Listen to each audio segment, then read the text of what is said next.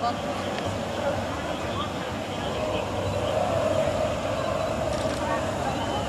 ви това се става за по-близко?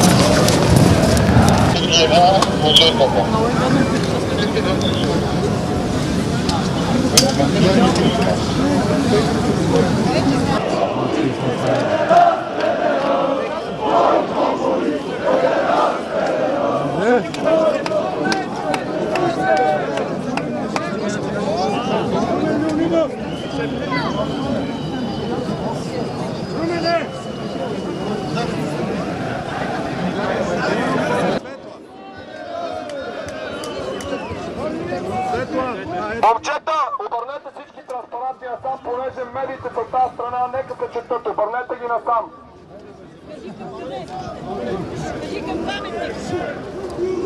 Ето, айде дигаме ръцете горе, всички ръцете! Айде ръцете!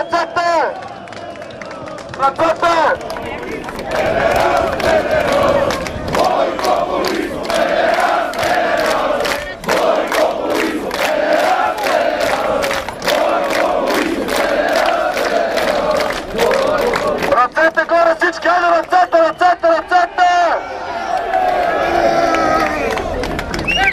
Искаме си базите!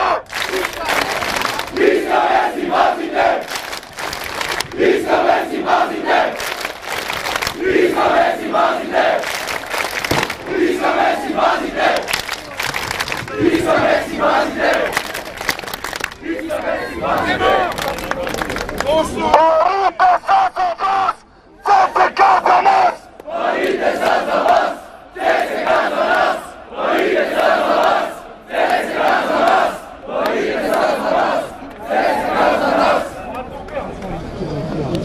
Кой и как източи ЦСК?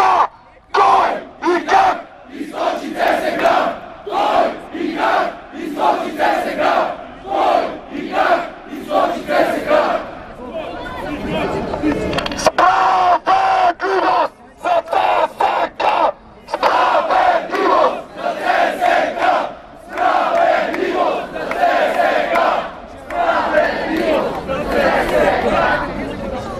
Аре, момчета, искам всички да се прегърнем!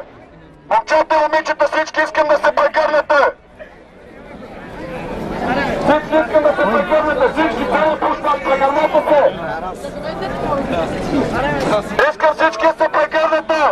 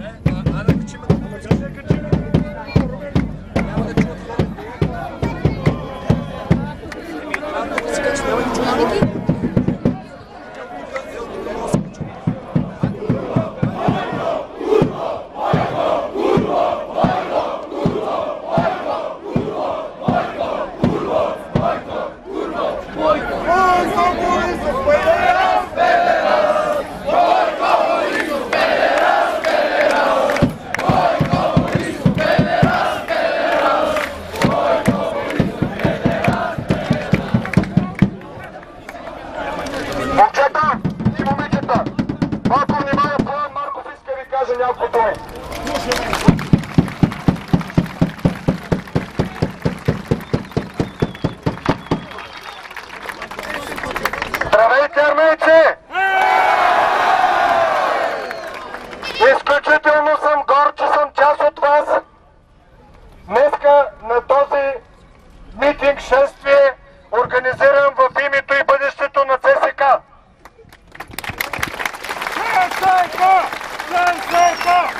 Ние в момента сме тук след едно лошо и комично управление на нашия клуб. Ние сме тук, защото пригущаме горчивата чаша на унижението, в което ни изпратиха наши бивши съмишленици в кавички и спасители.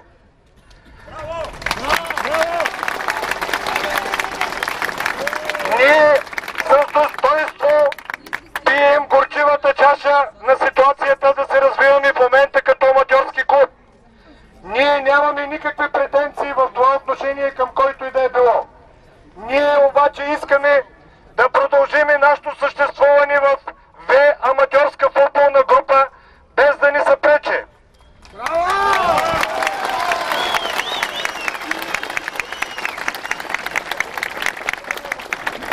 Без да съм специалист и да имам експертиза по право, чувам, че има начини и възможности този клуб, новия футболен клуб ЦСКА, да продължи участието си. Обаче, нека Футболния съюз и неговото ръководство не прехвърля горещия картоф към правна и други комисии.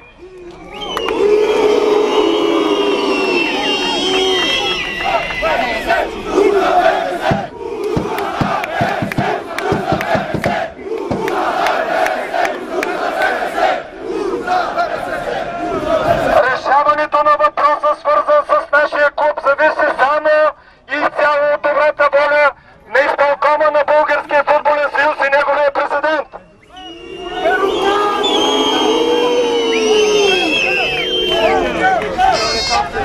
Защото ще ви прочета нещо в момента, тъй като става дума за решение от 22 юли тази година, за да познаете за кого се отнася. Решение на изпълкома.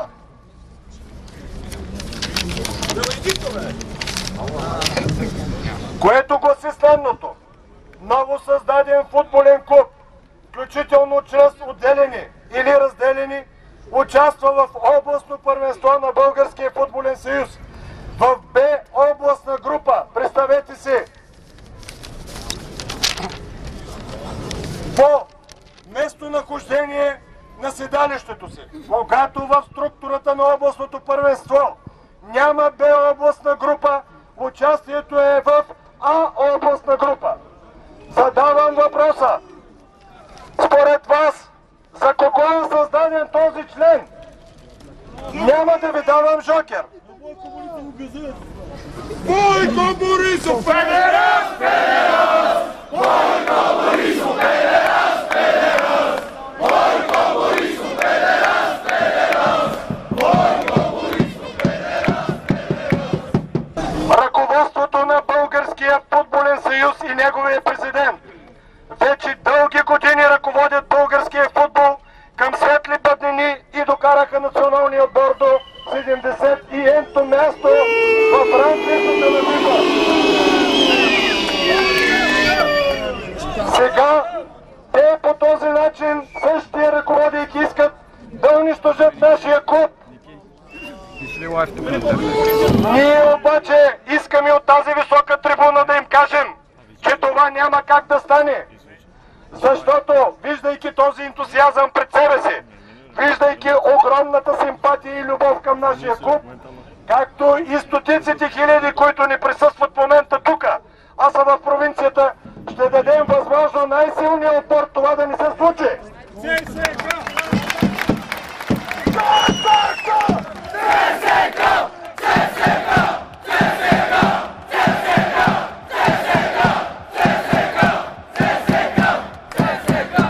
Ние ще продължим и нашите мирни шествия, докато ЦСК не бъде оставен на мира.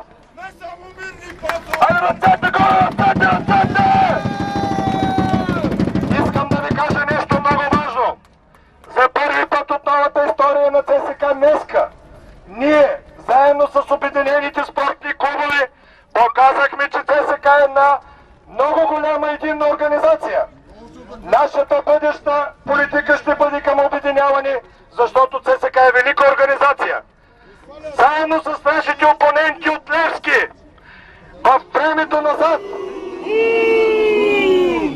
ние сме показали на цяла България, че повечето медали от европейски, световни, олимпийски игри са дело на тези два клуба.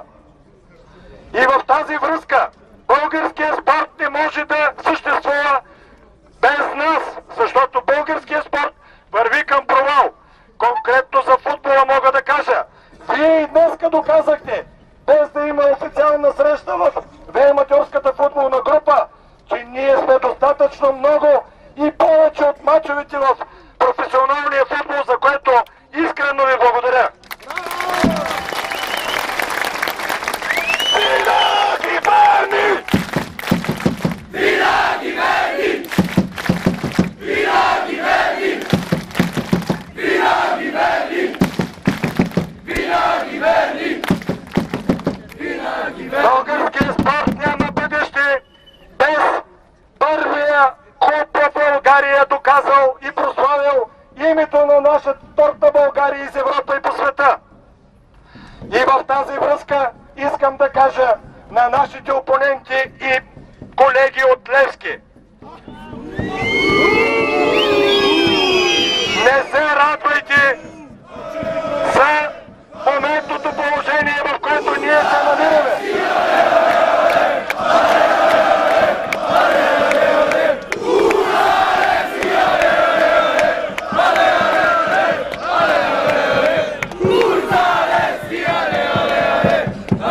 Ние доказахме на света и на Европа, че сме световни шампиони по злоба, завист и омраза. Затова молбата ми е да покажем едно по-интелигентно европейско поведение, защото България се е насочила към европейските ценности, които са мярка и форма за общуване. Господа опоненти, бъдете джентълмени и покажете наистина, че вие сте за развитието на спорта в България. Защото и Левски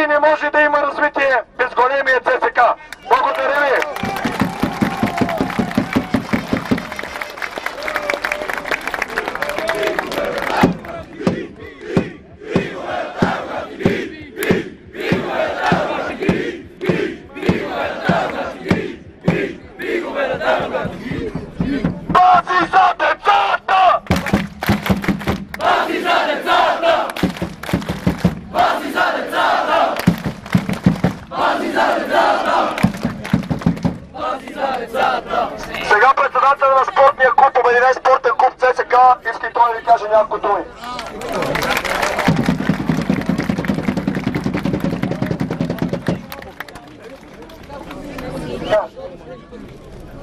Здравейте, армейци!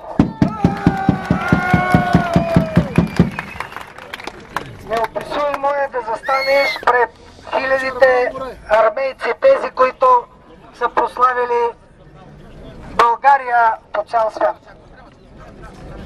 Нямате представа, както съм се родил от 15 годишен, обикалям. Когато чуят за ЦСК, всички треперят. На спортните полета сме доказали, че няма по-добри от нас.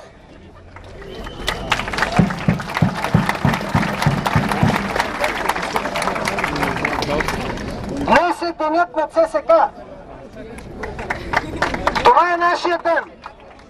Показваме на всички в България как трябва да се воюва заедно, ясно и категорично, с едни прости и ясни искания.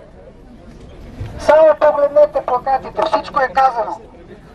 Нищо специално не искаме. Аз от 15 години лично се боря и обяснявам на вече 7-8 министър. Не може само ЦСК да плаща наеми.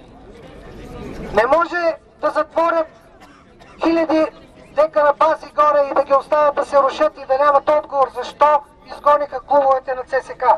Защо футболният клуб е постоянно под напрежение и всякакви интриги и от всякъде има атаки срещу него. Какво им пречи ЦСК? И ще ви кажа. Червената звезда им вади очите. Това е.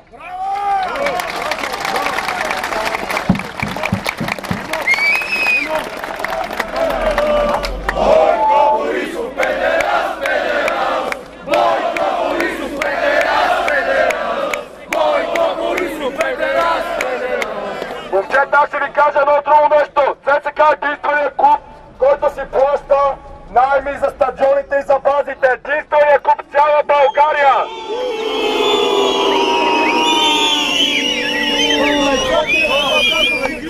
Хокейният отбор няма пари да отиде. Спечелиха първият тур на международно състезание. Нямат пари да отидат за втория тур, защото си плащат найми. И в същия момент всички сте свидетели как се строят стадиончета по села и паланки, където никъде не е играл футбол, никога. Как става така, че държавните пари отиват за стадиони по села и паланки, а ЦСК си плаща пари за найми за собствените си бази? Държавни милиони за селските стадиони! Държавни милиони за селските стадиони! Държавни милиони за селските стадиони! Това, което казва Емо, потвърждава, че вече всички са наясно в цяла България. Почти няма вече хора, които да не са разбрали, че към ЦСК е приложен двоен стандарт.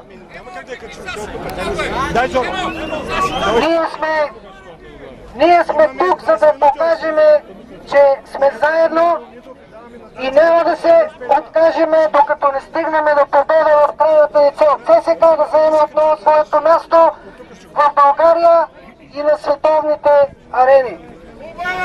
Победа! Само ЦСК!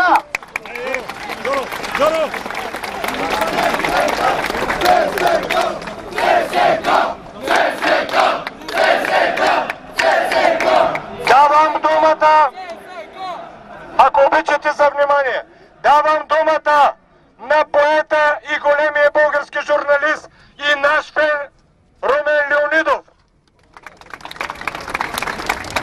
Здравейте! Здравейте, брати и сестри, привърженици на най-големия футболен отбор в нашето минало и нашето настояще и нашето бъдещо ЦСК!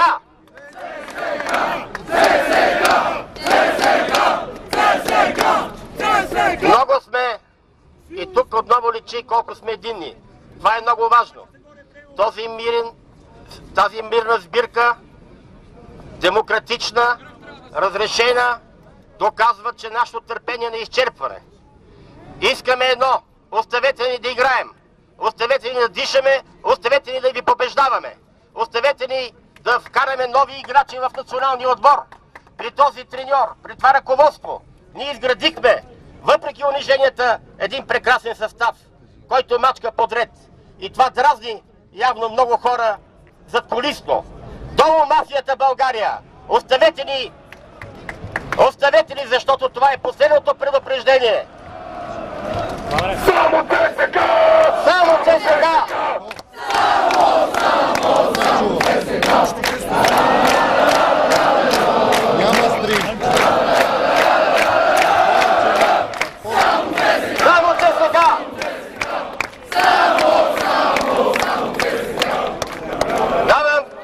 Давам високоговорителя на най-голямата българска певица Йорданка Христова. Момчета и момичета! Нека да изпеем всички заедно химна с Данчето Христова. Слушайте мегафона. Първо искам да кажа следното нещо. Мили деца, че аз от повече от 60 години съм привърженик на този най-велик български отбор.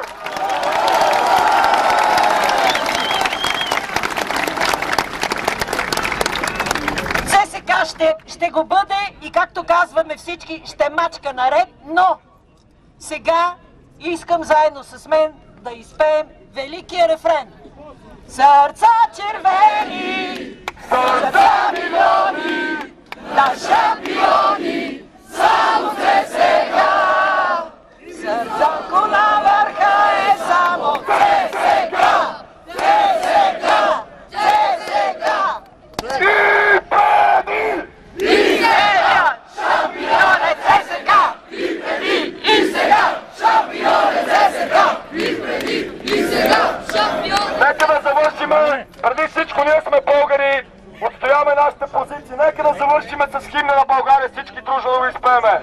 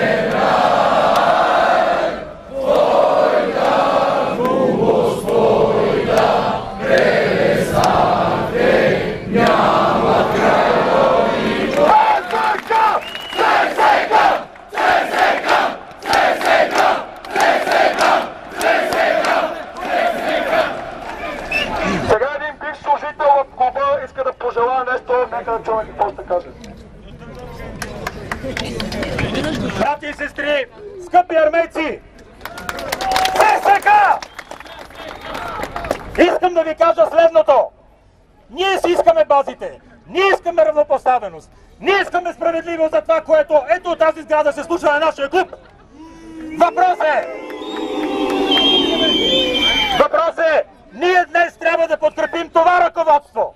Не се поддавайте, аз съм служил при друго ръководство в ЦСКА. Не се поддавайте на тази провокация. Нека това ръководство, Гриша Ганчев, Пламен Марков, тези хора, които в момента дигнаха клуба, да продължат и да имат нашата подкрепа. Защото иначе нищо не се знае! ЦСКА! И накрая, Пламен Марков съм аз. Накрая, ако позволите, разбира се, искам от името на всички присъстващи тук Гриша Ганчев! Гриша Ганчев! Гриша Ганчев! Гриша Ганчев! искам от тази голяма висока трибуна тук и от ваше позволение да пожелаем успех на българския национален отбор по волейбол тази вечер, да спечели срещу Италия и да завоюва бронзовите медали на Европейското първенство.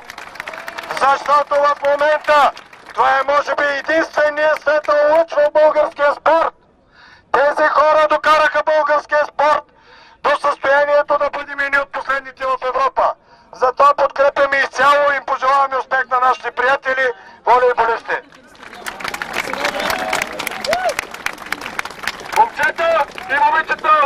войници, да завършим шествието с една песен.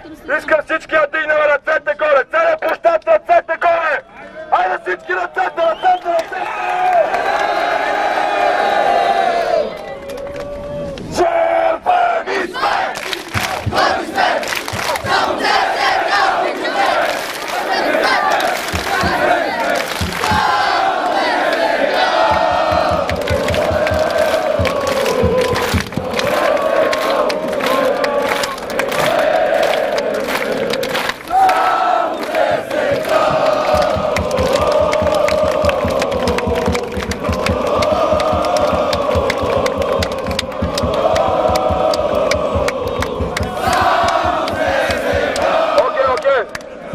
И наистина последно всички